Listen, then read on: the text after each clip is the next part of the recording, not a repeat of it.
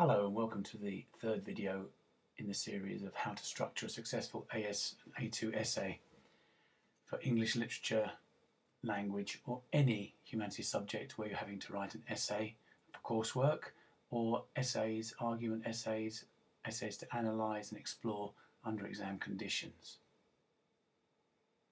In this video we're going to look at the body of the essay. As with the introduction, the body of the essay should really be planned in advance. As you can see, all exam boards are looking for responses that are clearly planned. This makes them well argued, meaning that you see both sides of the argument, but you're able to put your own point of view forward with evidence, and coherent. That means you can understand what's being said. The examiner can understand your point of view, can see how you've arranged your evidence, can see how you've explored the evidence in relationship to the text and the author's expectations, and how you've logically built your point with evidence and quotations. So by planning, the body of the essay should develop the argument that you're putting, and it should answer the question.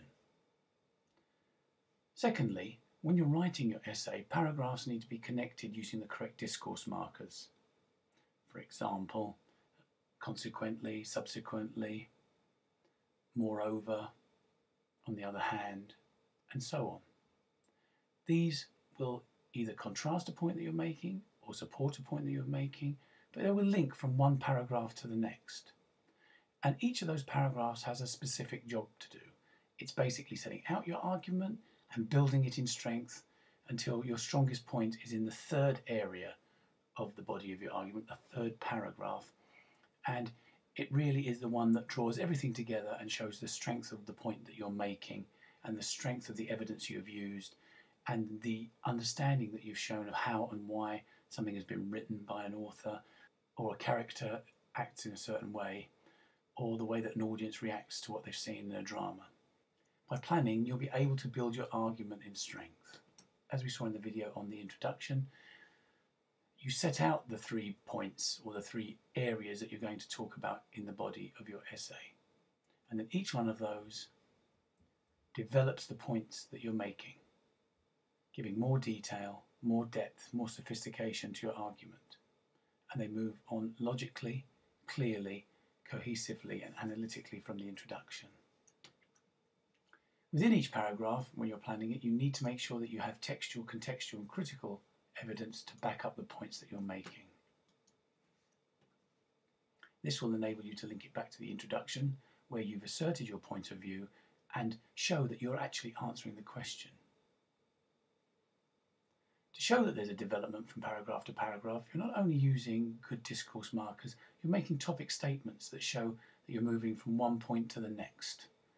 And these topic statements are almost like mini introductions to each paragraph that you have to answer and justify, analyse, explore and evaluate within the body of that paragraph, and then relate it to the next paragraph in your essay.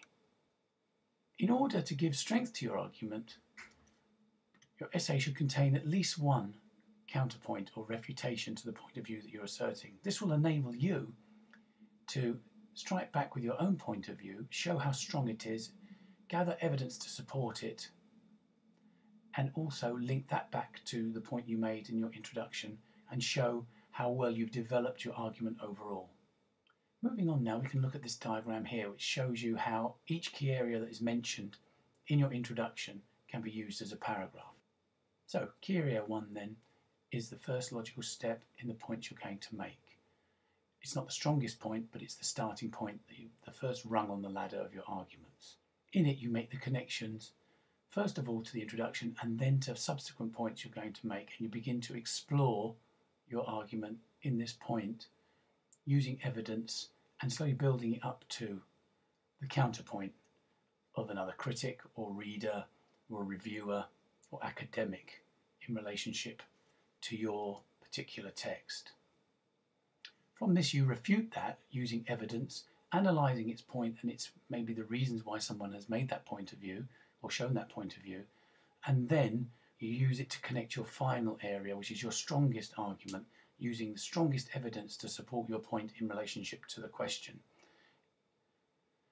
This key area 3 will also begin to evaluate your answer overall. So within it, you won't only be analysing the question and analysing the text and talking about how it works and giving justificatory points, arguments by other critics, and using all the different AOs that you have to use to support your argument. You're building up to evaluate the whole of the argument, and that's what you'll do in the conclusion. So key area 3 then is a clear and strong paragraph that will link to the previous points you've made, will link to the introduction, will identify how well you have built your argument across all key areas, and then signpost the final concluding paragraph, which will be an evaluation of the points you've made overall. And in the next video, we'll be looking at how to construct that particular conclusion.